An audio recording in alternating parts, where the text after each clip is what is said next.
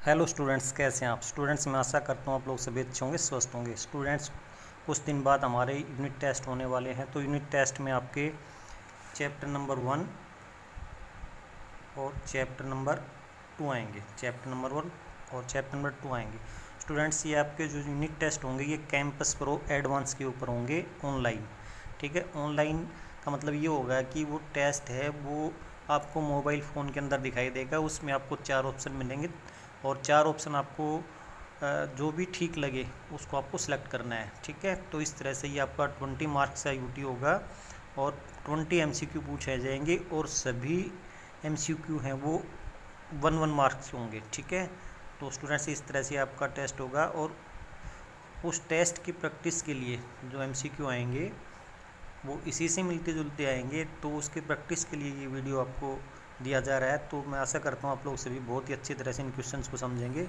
तो देखिए, हमने ये जो पहले वाला क्वेश्चन है वो लिया है। तो पहले जो क्वेश्चन है वो है आपका the product of 2 numbers is 28/27। 2 number हैं, उनका प्रोडक्ट है 28/27। ठीक है, और ये इसमें फिर ये कहा है कि if one of the numbers is 5/9। ठीक है, उन 2 नंबर्स में से एक नंबर 5/9 है। फाइंड द नंबर, तो अदर नंबर आपको बताना है, दूसरा नंबर बताना है। तो इसमें हम लोग क्या करेंगे यहाँ से, तो हमारे पास अदर नंबर का फार्मूला होता है। अदर नंबर का फार्मूला क्या है, product divide by first number. ठीक है, प्रोडक्ट वो फर्स्ट नंबर को डिवाइड करते तो हमारा अदर नंबर आ जाता है। तो अदर नंबर के लिए हम लोग यहाँ से अदर नंबर आपका क्या रहेगा,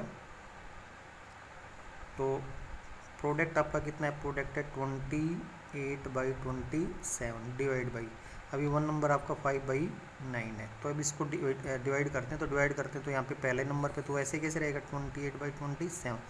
अभी डिवाइड साइन इसको मल्टीप्लाई में बदलेंगे, मल्टीप्लाई में बदलते के साथ इसको उल्टा कर देंगे, तो ये उल्टा होते के साथ क्या होगा, ये 9/5 हो जाएगा। इसका मतलब ये इसका रेसिप्रोकल लेना होता है हमें। ठीक है, तो अभी इसको सिंप्लीफाई करते हैं तो 9 1 जा और 9 3 जा। ठीक है, उसके बाद यहाँ से और कुछ काटने की कोशिश करते हैं तो कुछ कटता नहीं है। तो यहाँ पे क्या आएगा, 28 को 1 से किया तो 28 आ गया और 3 को 5 से मल्टीप्लाई किया तो ये 15 आ गया। तो 28/15 इसमें आपका आंसर होना चाहिए। तो ये 28/15 ये हमारा ए ऑप्शन मिलेगा हमें, ए ऑप्शन है, ये करेक्ट हो जाएगा आपका। ठीक है, इस तरह से स्टूडेंट्स हम थोड़ा सा इसको सिंप्लीफाई करेंगे तो हमें राइट आंसर का पता चलेगा। और कुछ क्वेश्चंस ऐसे होंगे जो आपको सोल्व नहीं करने पड़ेंगे, उनका आंसर आपको डायरेक्टली पता चल सकता है, लेकिन कुछ क्वेश्चंस आपको थोड़ा सा सोल्व करने के बाद ही राइट आंसर का उसका पता चल पाएगा। ठीक है स्टूडेंट्स, तो हम लोग अपना ये अभी सेकंड क्वेश्चन देख लेते हैं। तो सेकंड क्वेश्चन में हमारा क्या है, the cost of 28 toys of the same kind is 3462 rupees 20 पैसे। यानी ये कह रहा है कि 28 यानी 28 खिलौने हैं जो एक ही प्रकार के हैं, उनकी जो कॉस्ट है वो 3462 रुपये 20 पैसे है। Then find the cost of each toys, तो आपको प्रत्येक खिलौने की कीमत है वो बतानी है। तो ये किसका क्वेश्चन है स्टूडेंट्स, ये डिवाइड करने का क्वेश्चन है। तो हम लोग इसको डिवाइड करने की कोशिश करते हैं, डिवाइड करने के बाद हमें राइट आंसर का पता चलेगा। वैसे हम इसका राइट आंसर नहीं पता लगा सकते, तो यहाँ से हम अपना डिवाइड कर लेते हैं। यहाँ से 28 टॉयज हैं, ठीक है, और 28 टॉयज़ की कॉस्ट जो है वो है 3462.20 यानी 3462 रुपये और 20 पैसे। ठीक है, 28 खिलौनों की, तो एक खिलौने के निकालने के लिए हम 28 और इसको भाग करते हैं, डिवाइड करते हैं। तो यहाँ से डिवाइड करेंगे तो देख लेते हैं एक बार, 28 1 जा 28। ठीक है, अब ये बच गए 6। ठीक है, उसके बाद यहाँ से मैं 6 को नीचे लेके आया। अब 28 की टेबल नहीं आती तो कोई बात नहीं, मल्टीप्लाई कर लेना, मैं इसको डायरेक्टली कर देता हूँ। 28 दूना 56 होते हैं, तो 2 आएगा यहाँ पे, 2, ये 5 6 आ गया। ठीक है, उसके बाद यहाँ पे 0 और यहाँ पे 1, ये 6 आपका नीचे आया। उसके बाद ये मैं 2 को नीचे लेके आता हूँ। ठीक है, ये 2 नीचे आ गया। अब कितने पे जाएगा यहाँ पे आपको देख लेना है। उसके बाद जब हम डिवाइड कर देते हैं 28 से 84 होते हैं, तो ये 3 पे जाएगा, ये 3 पे गया तो ये 84 हो गया। ठीक है, उसके बाद फिर ये इसको फिर माइनस करना पड़ेगा आपको। माइनस करते हैं तो यहाँ पे कितना आएगा, ये जब 12 हो जाएंगे, 12 में से 4 गए तो 8 आ गया। यहाँ से 1 चला गया तो कितना हो गया, 9 में से 8 गया तो 1 हो गया। ठीक है, उसके बाद फिर हम लोग यहाँ से ये पॉइंट लगाओ, तो पॉइंट लगाने के लिए यहाँ पे पॉइंट लगाते हैं, ये पॉइंट से इधर तब आएगा ये। फिर इसके बाद हम लोग क्या करते हैं, इसको 2 को नीचे लेके आते हैं, ठीक है। उसके बाद ये आपका जाएगा 6 पे, ठीक है, 6 से जाएगा, तो 6 से करते हैं, तो 6 को 8 से किया तो 6 8 जा 48, 4 असल होगी ना, और 6 दूनी 12 और 4 16 हो गए।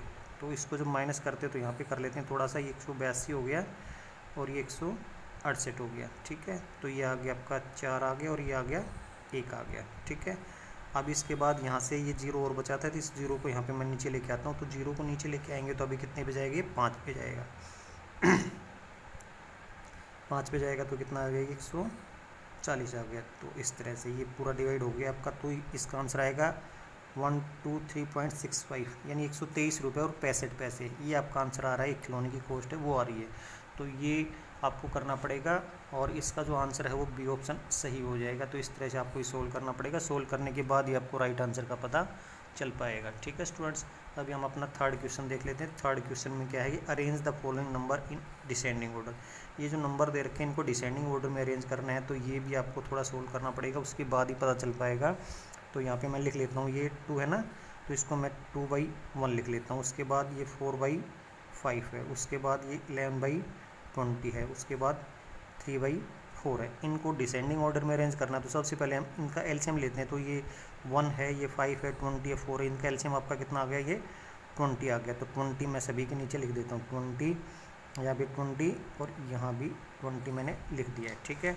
उसके बाद हम लोग क्या करते हैं, इस 1 को 20 को डिवाइड करते हैं, तो 20 आ गया। 20 को 2 से मल्टीप्लाई करते हैं तो कितना आता है, ये 40 आ गया, ठीक है। उसके बाद 5 को और ये 20 को डिवाइड किया, 5 का 20 होते हैं, 4 आ गया, 4 को ऊपर 4 से किया तो ये 16 आ गया। इसके बाद इस 20 को इस 20 से डिवाइड करते हैं, तो 20 को 20 से डिवाइड करेंगे तो 1 आएगा, 1 को 11 से करेंगे तो 11 रह जाएगा।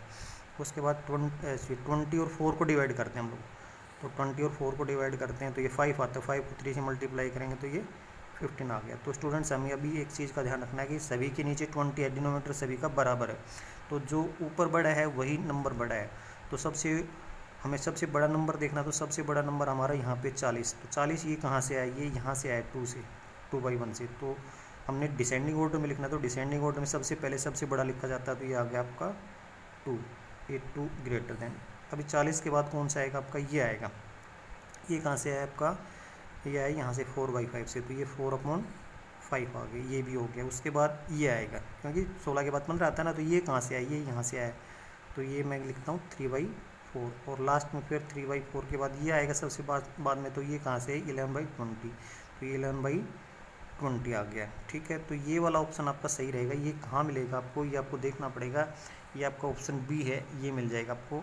बी ऑप्शन में 2 है, 4/7 है, 3/4 है और 11/20 है, तो हमारा बी ऑप्शन है वो करेक्ट ऑप्शन हो जाएगा। इस तरह से स्टूडेंट्स हम इसको थोड़ा सा सोल्व करेंगे तो हमें पता चल जाएगा, ठीक है। अभी स्टूडेंट्स हम लोग अपना 4th क्वेश्चन देख लेते हैं। The value of 0.05 multiply 0.05 multiply 0.05। तो इस तरह के क्वेश्चन में हमें कुछ ज़्यादा नहीं करना है, सीधे सीधे जो नंबर्स हैं उनको मल्टीप्लाई करना है।